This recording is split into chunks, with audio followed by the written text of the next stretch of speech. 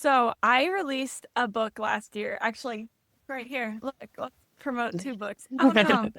I released a nonfiction book last year called Charlie and Holmberg's Book of Magic. And it's a craft book. It's how to write magic systems.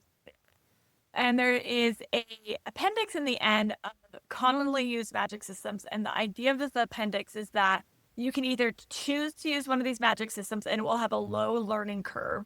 If we open on page 1 and we're running from a vampire, we know exactly why we're running from a vampire because we all know what a vampire is, right? Number 2 is like you would take something from this list and put a new spin on it, do something like new and unique. And this is what Stephanie Meyer did, going back to vampires. Stephanie Meyer did with Twilight.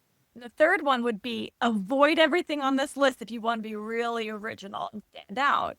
And so usually I try to veer towards that last one. But I was thinking, okay, what if I take my own advice and utilize this and I try to put a cool twist on something that's... And so I just randomly chose healing. And I started thinking, what could I do to make healing more interesting? And I came up with this idea of having a Loomis, which is this like ethereal space that everybody has that's a representation of that. It could be a picture, it could be a wall, it can be scales, it can be a menagerie. And whenever you have something injured or broken or sick, it shows up in there like a brick crumbling apart. And so a healer can enter this space and fix it. And I really liked the idea. And at the time, I was playing Final Fantasy 16 with my husband. Nice.